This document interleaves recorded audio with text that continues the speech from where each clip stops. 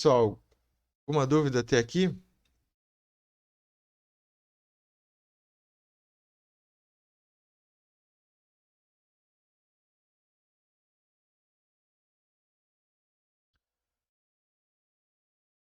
Abri aqui o chat aqui, então começar aí a aula de hoje. São 20 slides aqui, né? Mais uma aula aqui de economia industrial.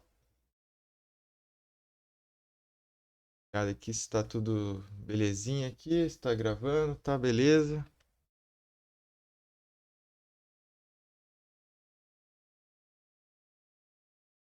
Pode falar.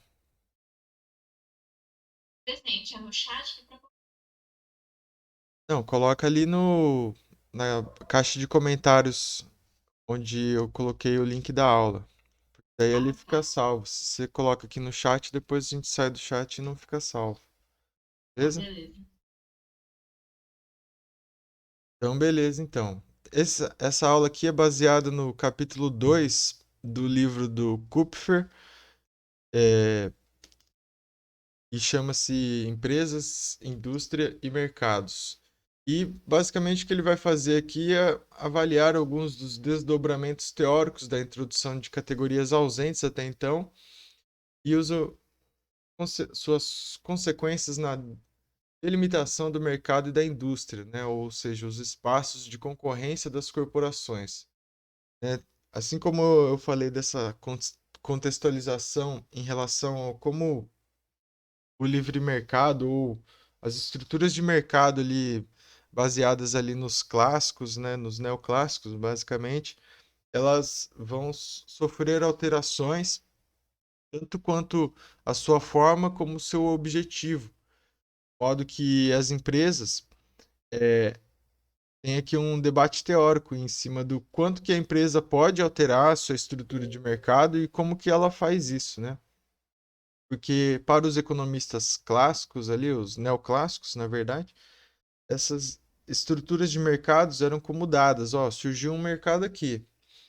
O mercado é mais concorrencial, é mais monopolista. E é dito isso, né? A empresa vai escolher somente aquilo que ela vai produzir no curto prazo e definir a estrutura de custos que ela vai ter ali, a sua capacidade de produção no longo prazo, né? E já fazendo uma distinção aqui, que é o curto prazo e o longo prazo para uma empresa. Vocês podem pensar que curto prazo é um período menor, um período maior, mas em comparação em empresas diferentes, esse período pode ter uma diferença muito grande. Então, a fim de entender melhor aqui a disciplina e a aplicação desses conceitos, sempre que a gente falar curto prazo, que é a estrutura de mercado da própria empresa, ela pode ser alterada completamente, menos uma das variáveis. Então, o curto prazo é onde ela consegue trocar quase tudo, menos alguma variável da sua estrutura de custos que ela não consegue. Por exemplo, ela tem um aluguel que ela tem que ficar amarrada ali por questão contratual, ou ela tem uma máquina que ela precisa depreciar, ou ela tem alguma coisa que impeça ela de alterar alguma das variáveis dessa função. Já no longo prazo, a empresa pode trocar tudo, ela pode trocar as suas máquinas, pode trocar todos os seus funcionários, ela tem tempo para trocar qualquer coisa dentro da sua estrutura de custos. Beleza?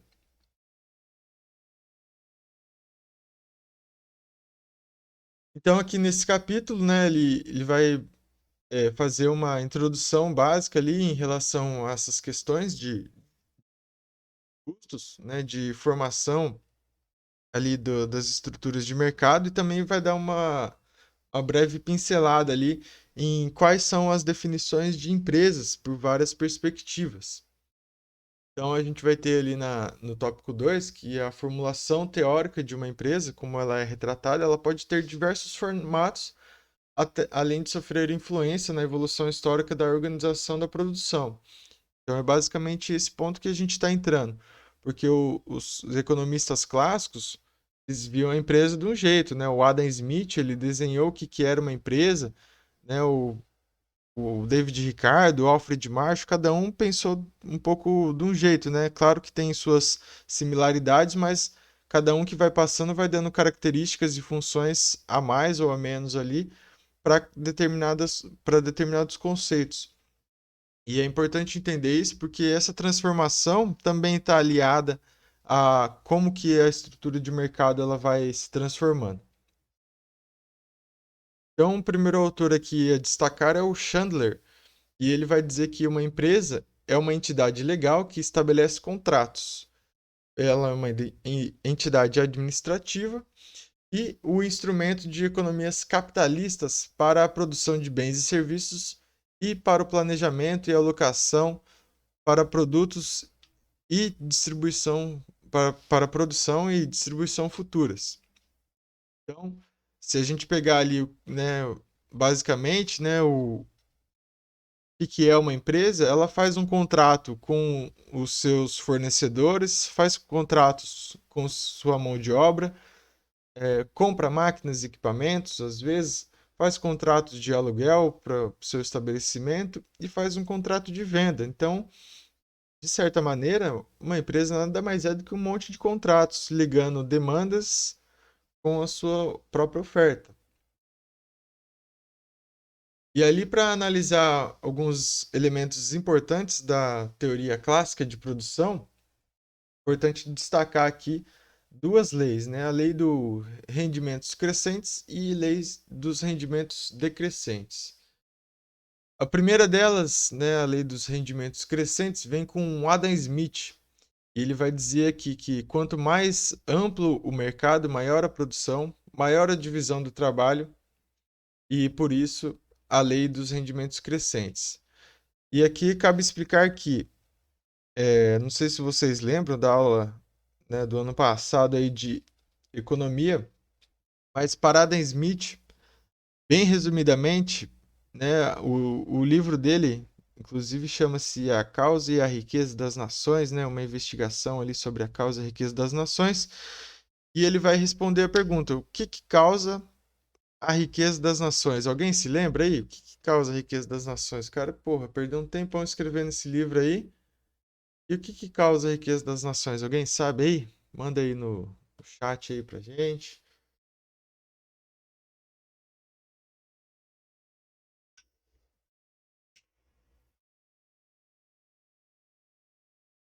Bom, pessoal, o que causa a riqueza das nações é justamente isso. Primeiro de tudo, ele vai explicar lá que a divisão do mercado ela é importante para a produtividade. Ele dá o exemplo da fábrica de alfinetes, né? Lembre-se desse exemplo aí, que ele coloca várias pessoas produzindo alfinetes, em vez de ser uma só em cada uma das etapas, são várias pessoas em cada etapa. Isso faz com que a produtividade de cada etapa seja maior e ao todo a empresa seja mais produtiva. O que a gente tem aí é um ganho de economias de escala, que a gente consegue produzir as mesmas coisas a um custo menor. E o segundo fator que é importante, não adianta nada eu produzir um produto super barato, utilizando economias de escala, né? E aí eu consigo produzir muito mais, só que eu não tenho como escoar essa oferta, né? Se a minha oferta ficar presa ao meu mercado local, o que acaba acontecendo é que o preço do meu produto vai cair demais, porque a oferta é muita em relação à demanda que não variou, e aí a minha empresa iria falir. Então, assim, tão importante quanto a divisão do trabalho é que seja um mercado quanto maior, melhor, né? Então, por isso que as economias vão buscar expandir as navegações, expandir os mercados para as colônias, né?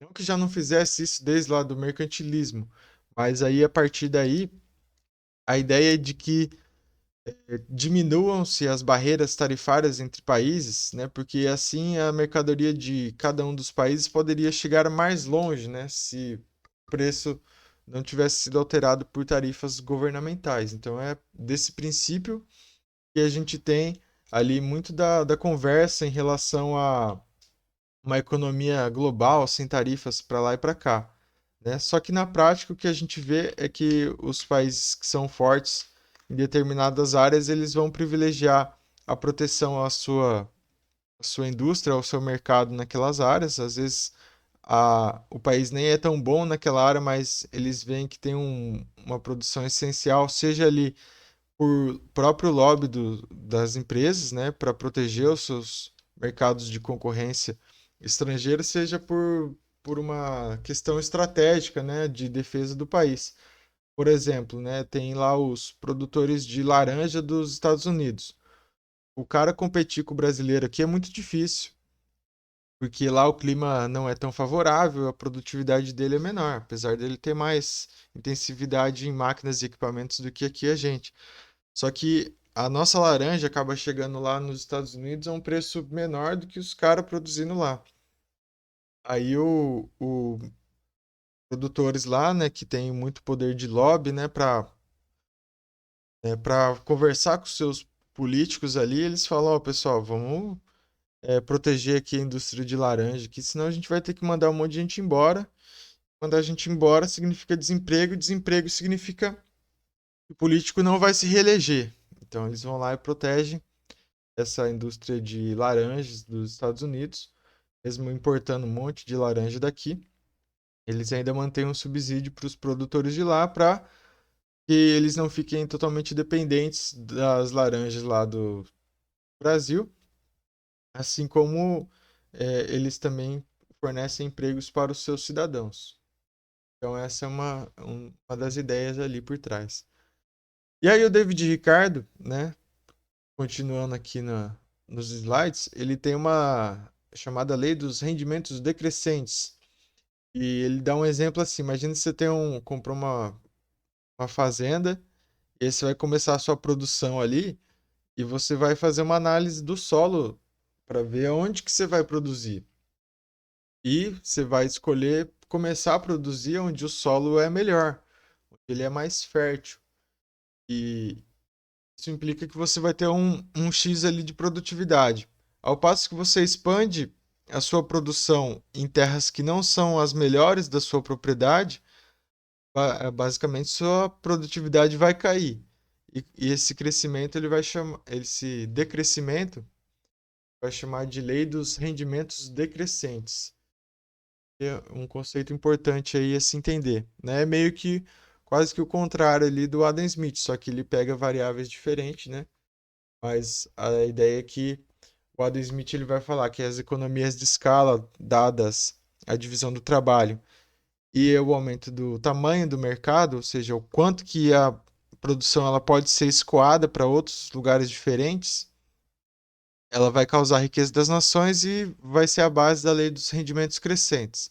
Já o David Ricardo vai contar essa história aí da fazendinha aí para justificar realmente que a produtividade ela pode seguir a lei dos rendimentos decrescentes, por conta de que quanto mais ele vai expandindo a área da produção da sua fazendinha, mais ele vai intensificando a produção em terras que não são tão férteis quanto as terras iniciais.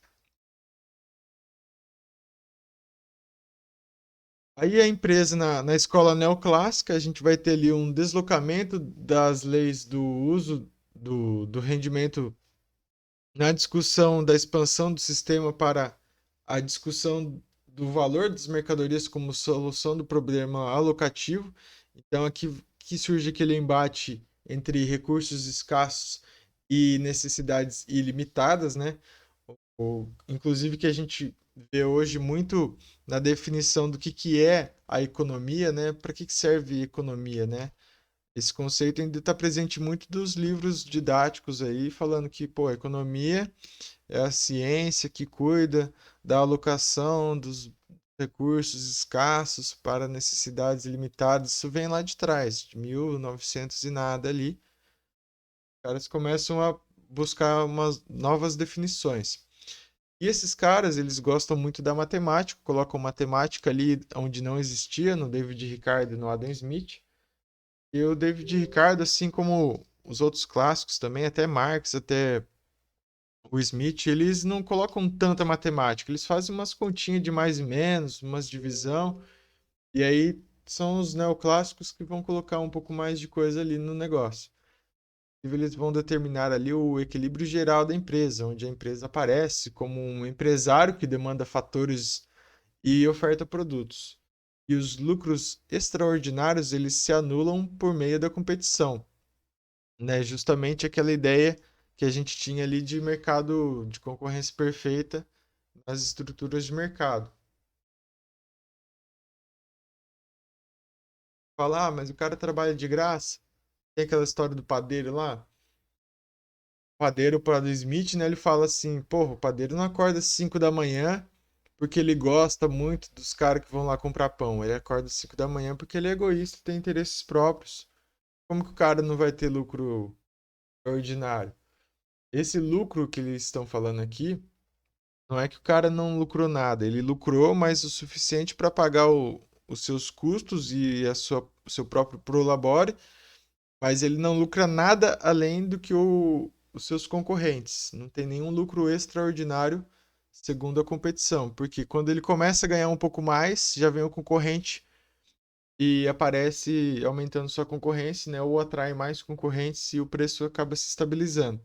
Essa é a ideia da concorrência perfeita, que nenhum quer ganhar mais do que os outros ali.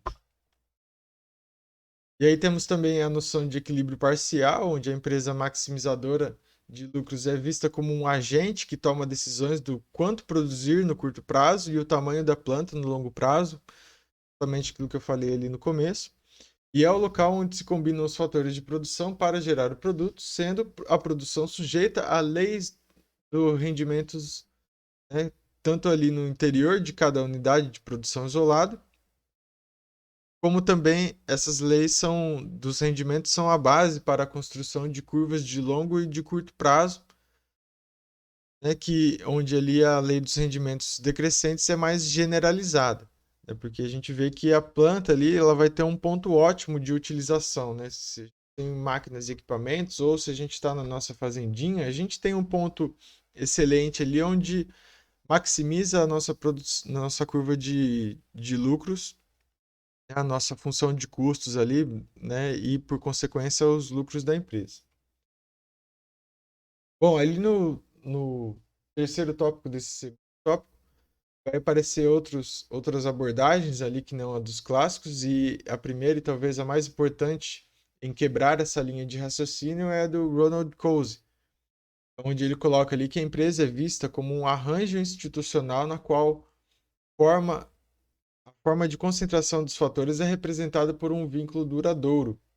E ele vai colocar ali que as formas de alocação de recursos vão ser a mercado ou hierárquica, onde quando vai ser a mercado ela é flexível, elástica, responde a preços, e quando é hierárquica ela corresponde a ordens emitidas pela hierarquia da empresa. Então, basicamente é o seguinte, pessoal, vamos supor que a gente está fazendo uma empresa aqui e dentro da nossa função de custos tem lá um certo produto que está determinando ali que a gente vai produzir, né, os nossos custos, e a gente não sabe se a gente fabrica aquele insumo dentro da nossa empresa ou se a gente busca lá no mercado. Por exemplo, vamos supor que a gente está fazendo aqui um carrinho de cachorro-quente para vender ali na frente da faculdade. Aí a gente tem que comprar o pão e a salsicha. A gente tem duas opções: ir no mercado, comprar o pão e a salsicha prontos, que é a solução a mercado, justamente. Ou a gente pode escolher fazer o nosso próprio pão, comprar a farinha lá, ou plantar o trigo, fazer a farinha e produzir nós mesmos, né? Comprar um porquinho lá, matar o porco, fazer uma salsicha. É um jeito, cada um. A gente vai pesar ali o que é melhor para a empresa em relação aos nossos custos. E aí, internalização, aquela escolha de hierarquizar a produção, ela vai depender de vários fatores, inclusive muitos relacionados aí ao que a gente vai chamar de custo de transação. Mas não se preocupem que vai ter um capítulo aí só de custo de transação mais para frente. Mas basicamente é o seguinte: se eu vou ao mercado e eu consigo um preço bacana ali para comprar os meus insumos, eu não preciso internalizar essa questão dentro da minha empresa, né? Se eu não tenho nenhum problema em ir no mercado ali, se o, o, o pão sempre está ali fresquinho, se eu não tenho problemas ali com a oferta do supermercado, não tem problema. Então vai, compra no mercado mesmo. Aí a partir do momento que eu tenho custos de transação, que é o quê? O mercado do nada ele pode aumentar o seu preço e vai acabar corroendo ali o meu lucro na minha estrutura de custos. Ele pode de repente não ter o produto, ele pode não cumprir um contrato que está acordado ali. Então, quando eu começo a ter esse tipo de problema, aí eu tendo mais a hierarquizar a minha decisão dentro da empresa. Que seria o quê? De eu contratar um cara para fazer o pão, contratar um outro para fazer a salsicha e assim por diante. Então, essa é a distinção ali, basicamente. É porque as empresas, elas são nexos de contratos, só que alguns desses contratos estão hierarquizados dentro de uma estrutura da empresa e outros a gente vai buscar fornecedores ao mercado, né, que seriam ali basicamente o que a gente chama hoje, por exemplo, de terceirização, né? Ah, a empresa é terceirizada. Por que ela é terceirizada? Porque dentro da estrutura de custos da empresa base, aquela empresa aquele setor ali que estava sendo ineficiente compensa mais eu demitir todo mundo e contratar uma empresa que não esteja dentro da minha estrutura de custos, né, da minha folha de pagamentos em si, mas que eu pague ali por fora, que ela tenha mais escalas ali e ela tenha uma especialização maior nas suas atividades fins. Então acaba compensando. E esses fatores são importantes porque eles não são ressaltados pelos economistas clássicos, mas esses fatores acabam por modificar a ideia de estrutura de mercado e como que as empresas interagem entre si.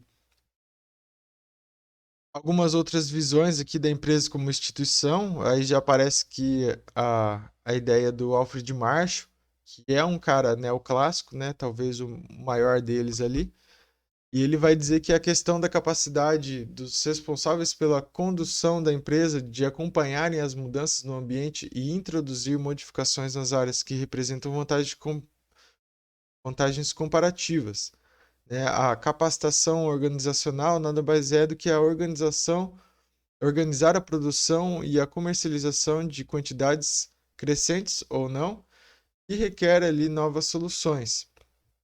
Então ele vai ter uma abordagem assim, diferente do Ronald Coase, porque essa questão de teoria de custos de transação ainda não aparece na jogada. Então ele vai pensar numa uma forma de que a empresa ela vai se especializar naquilo que tenha mais vantagens com- comparativas em relação aos seus concorrentes. Já outra visão ali da Penrose, né, tá dentro da corrente dos generalistas, gerencialistas. E essa corrente, assim como outras abordagens alternativas à abordagem neoclássica, ela rejeita essa questão de maximização de custos como o único objetivo ali da empresa. E ela separa a propriedade e o controle. Aparece o profissional gerencial, aquele cara que trabalha dentro da empresa só para buscar ali ter um lucro maior ou organizar melhor a empresa. E com isso, a função de utilidade não contém apenas lucros, mas também elementos que afetam suas carreiras, como, por exemplo, parcela de mercado, grau de risco, crescimento das vendas, inclusive que compromete ao lucro. Então, até uma crítica ali em relação a, a Penrose, que ela vai falar assim, pô, um cara que está ali no cargo de gerente, por exemplo, às vezes ele pode ter ali um interesse de demonstrar mais resultados é, benéficos no curto prazo, porque ele está procurando um outro emprego ali depois. Então ele vai lá e compromete o lucro da empresa no longo prazo, em detrimento ao o curto prazo, porque ele quer mostrar resultados rápidos para daí já pular para outra empresa. Então, é um risco ali que a empresa tem que ela tem que controlar. Por isso, são colocadas mais variáveis na conta ali, não só aquelas questões levantadas pelos neoclássicos como Alfred Marshall. E a Penrose ainda retorna à problemática levantada ali por Marshall, destacando a importância dos conhecimentos utilizados no emprego dos recursos produtivos. Então, ela vai dizer ali que uma empresa é um exemplar único em função de sua experiência, de seus conhecimentos acumulados ao longo de sua existência, né? Então, já tipo, quebra as pernas dos caras dos neoclássicos, porque já impossibilita a ideia de concorrência perfeita, porque concorrência perfeita, basicamente, as empresas têm uma função de lucro muito parecida e têm a mesma taxa de lucro, e aqui ele já vai dizer, ó, cada empresa é uma diferente da outra, porque as pessoas são diferentes e a acumulação de conhecimento é diferente, então a nossa função de custo dentro da empresa vai ser diferente entre elas. E os objetivos perseguidos pelos gerentes podem ser englobados no objetivo mais amplo de crescimento. Então, assim, aquela questão do gerente que vai ali no curto prazo também já fica um pouco diferenciado. Os lucros e segurança e parcela de mercado, né, eles são resultados e fator de crescimento em uma divisão dinâmica da empresa. Então, assim, muitas outras variáveis começam a ser colocadas em pauta ali. Essa questão de segurança, por exemplo, segurança do trabalho. Né? Só para pôr um exemplo de segurança aqui, né? Segurança do trabalho basicamente implica mais custos para a empresa. E se a empresa fosse só buscar o lucro, né, cegamente, ela ia economizar custos, inclusive de segurança do trabalho. Mas a gente pode pensar também em questão de segurança em relação à sustentabilidade da empresa, ou a capacidade dela de competir ao longo dos anos. E ela vai ver que, pô, se ela não colocar um capacete ali nos seus funcionários, uma hora vai morrer uns caras aí e ninguém vai querer trabalhar naquela empresa ali. E ela vai acabar tendo que pagar um salário mais alto para o mesmo tipo de trabalhador e vai acabar diminuindo seus lucros. Outra coisa importante aqui a se ressaltar pela Penrose é a questão de parcela de mercado, né, ou market share. E a gente vai ter também uma aula só falando disso, dos para medir parcela de mercado, mas basicamente dentro de um mercado, o quanto da minha empresa produz em relação ao total produzido naquele mercado. Então, se a gente tem ali os carrinhos de cachorro-quente, né, se eu produzir 200 cachorro-quentes por dia e na cidade tem lá mais 2.000 cachorro-quentes sendo produzido, a minha parcela de mercado é 10%, né, porque é um jeito de medir em relação à produção ou às vezes em relação ao volume monetário, né, e isso vai falar o quanto que eu represento ali do mercado. Isso não era tão enfatizado ali nos pensamentos neoclássicos. Aqui já começa no tópico 6 ali desse tópico 2 do capítulo 2 já começam a apresentar algumas outras abordagens, né? E uma a se destacar aqui é do Nelson e o Winter, que são dois amiguinhos ali, lá dos Estados Unidos, que, se não me engano, o Nelson estava fazendo ali a sua tese de mestrado, de doutorado, e daí saiu um livro. E esse livro ele chamou o seu amiguinho Winter aí para escrever junto com ele. E basicamente o que esses caras fazem é visualizar a ideia de estrutura de mercado como o pensamento evolutivo ali do Darwin na biologia, só que para a economia. De modo que eles vão pensar assim, cara, vamos imaginar que o mercado é uma selva, que as empresas são os animais. Aqueles que mais sobrevivem dentro nessa selva aí são aqueles que mais se adaptam às mudanças do ambiente. E aí eles colocam essa, essa ideia do Darwin numa analogia em relação ao mercado, né, de como as empresas se comportam. Então eles colocam ali rotinas cristalizadas através de suas experiências, né? Então as empresas vão aprendendo e se adaptando no ambiente do mercado e assim aquelas que se adaptam melhor, elas vão sendo mais perenes, né? Elas vão crescendo mais, vão se sustentando mais no mercado. E dentro disso, as rotinas coordenam as atividades internas e encerram o conhecimento da organização. O conhecimento, em parte, ele não é transferível por meios formais. Tem muito funcionário que às vezes se especializa ali, trabalha num certo ramo ali da empresa, e ele acumula experiências que não é facilmente transmissível para outras empresas e para o mercado em si, e isso modifica as estruturas de custos das empresas e acabam trazendo distorções que os economistas neoclássicos não estavam se atentando, ou às vezes também por uma breve simplificação ali de como a economia funciona. Porque também, pessoal, né, vale ressaltar aqui um ponto, que por mais que esses modelos de estruturas de mercado aí dos economistas neoclássicos eles sejam muito simplistas, eles são uma simplificação necessária para a gente entender a economia naquela época, né? Imagina, o cara não tinha computador, não tinha nada ali para conseguir analisar de maneira mais eficiente, então tinha que ter algumas certas simplificações, e por mais que elas não sejam totalmente válidas hoje, elas certamente fundaram ali as condições para que a gente pudesse ter esse conhecimento hoje. E por último ali, as rotinas elas não implicam um comportamento imutável, estando inclusive associadas à inovação. Então, a inovação é, para o Nelson Winter, uma das maneiras que as empresas vão se adaptar melhor às novas condições de ambiente, né? Ou seja, novas condições de ocorrência. Alguma dúvida até aí, pessoal? O chat aí está beleza? Estão todos acordados aí? Não, professor. Aí no tópico 3 desse capítulo, né? Já chegamos aqui quase no nosso momento, a estrutura organizacional interna da empresa. A gente vai ter aqui que a diversificação da empresa apresenta-se como as formas tradicionais de expansão da empresa capitalista e pode ser associada a diferentes formatos da organização interna. Por exemplo, a gente vai ter ali empresas onde a estrutura de custos vai ter um formato unitário, ou seja, cada divisão está envolvida com uma atividade particular associada a uma linha de produtos. Vamos ter empresas que são multidivisionais, e as divisões são organizadas por produtos ou região geográfica, e elas podem ser vistas também como uma quase empresa.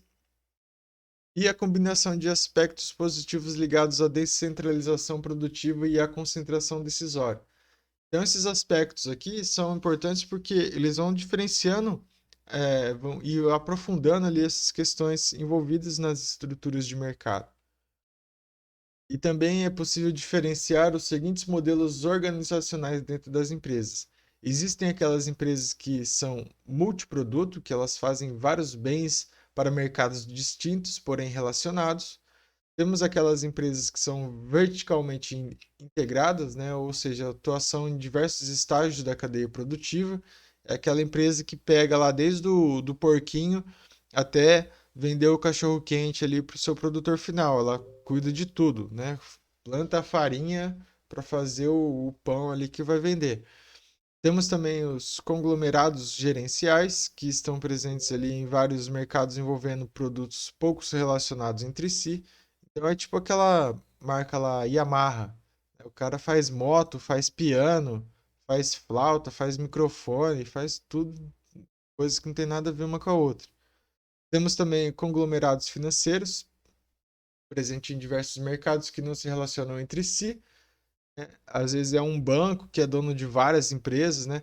Um exemplo que a gente tem aqui é a Itaúsa, que é uma empresa que é holding do Itaú aqui no Brasil, tem ações na bolsa também, e ela tem atuação em diversos setores que não tem nada a ver com o mercado financeiro, mas tem um pé ali no financeiro que são os donos dela.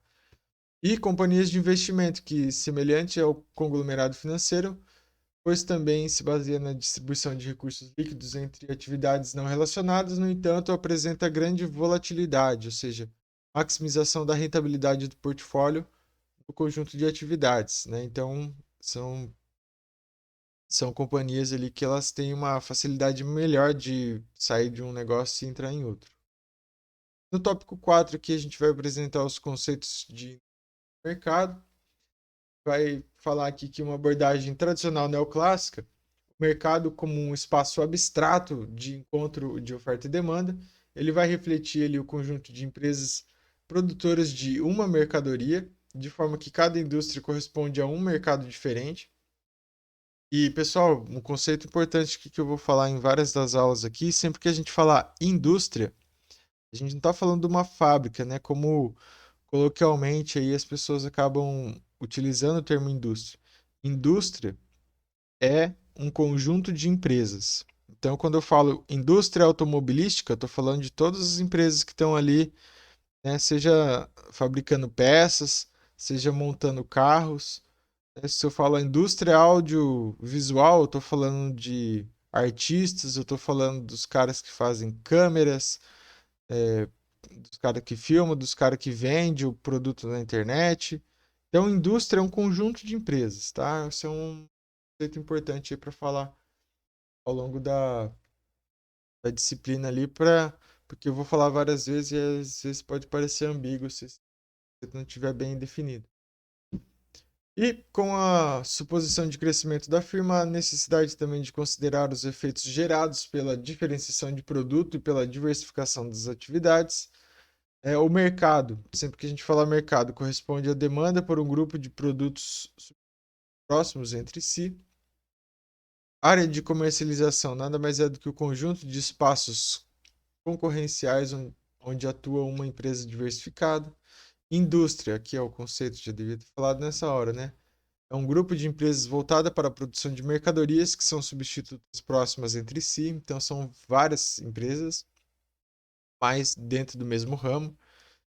E base tecnológica, esse conceito significa que o conjunto de empresas que operam métodos produtivos semelhantes, né? Então, é uma estrutura de custo parecida, porque eles usam as mesmas máquinas, equipamentos e técnicas dentro da produção do mesmo produto.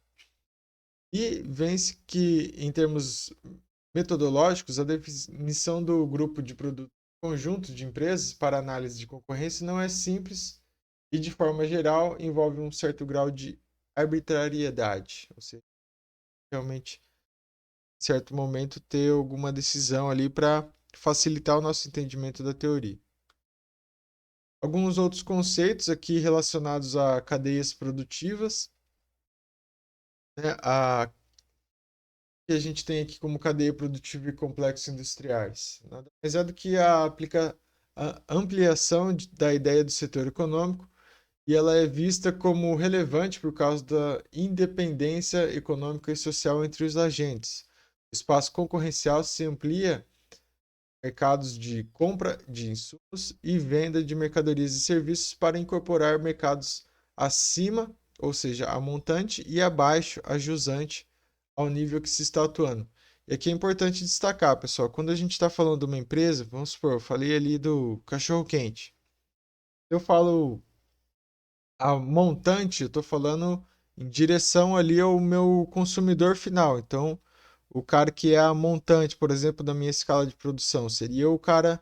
Se eu estou fazendo o cachorro-quente, o cara que entrega ali é o iFoods, ele é a montante. O cara que fez o pão ali é o ajusante, que ele está atrás da minha etapa de produção.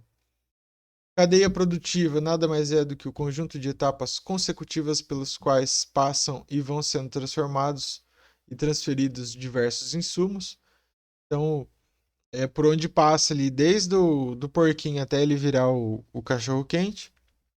O trigo também, que está junto no meu produto. Cadeia produtiva setorial nada mais é do que as etapas de setores econômicos e os intervalos que são mercados entre os setores consecutivos. As cadeias podem ser mais ou menos desintegradas, por exemplo, cadeia de couro e cadeia de calçado. Então, assim, tem um grau de integração em cada uma das cadeias. Cadeias concorrentes. Quando os produtos finais servem para o mesmo mercado, eles são substitutos e as cadeias são relativamente independentes, ou seja, eu estou fazendo um produto que ele é concorrente com outro, mas minha produção é totalmente diferente. Pode ser um produto que, por exemplo, é feito de plástico, que tenha um concorrente que é feito de metal, por exemplo. Então, cada um vai ter um certo nível ali de uma certa cadeia produtiva mas também vai ter a mesma função. Complexos industriais são conjuntos de cadeias no qual o valor médio das compras e vendas entre os setores constituintes é maior do que o valor médio das compras e vendas dos mesmos setores com outros setores de outros blocos, outros conjuntos de cadeias. E aí, por último, aqui os últimos conceitos. Formas de competição, né? São competições entre as empresas de uma indústria ou entre indústrias, uma cadeia de diferentes e entre diferentes cadeias. Em uma cadeia há acordos ou negociações com poder de barganha diferenciado. E o último conceito aqui é a diferença entre cooperação e competição, onde as empresas de uma indústria competem entre si, mas têm interesses em comuns frente às empresas de outras indústrias. Indústrias de uma cadeia, por sua vez, competem entre si, mas são solidárias nas disputas com outras cadeias. Daí a gente envolve até aquela discussão em relação a lobby que as empresas acabam fazendo políticos, né? Para, por exemplo, diminuir imposto ali de produção, as empresas se juntam e vão lá, né, argumentar com políticos ali, né? Porque elas geram muito emprego, coisa e tal. Então elas, de fato, são aliadas para pedir alguns benefícios, mas entre elas são concorrentes. Beleza, pessoal? Alguma dúvida ficou aí? Quem tem alguma coisa a ressaltar aí? Se você vai disponibilmente, Sim, eu vou colocar a gravação dessa aula aqui no YouTube e vou jogar o link aí para vocês. Beleza? ok. Beleza, então, pessoal. Muito obrigado aí a todos. Até a próxima aula. Valeu. Obrigada, professor. Até mais. Até.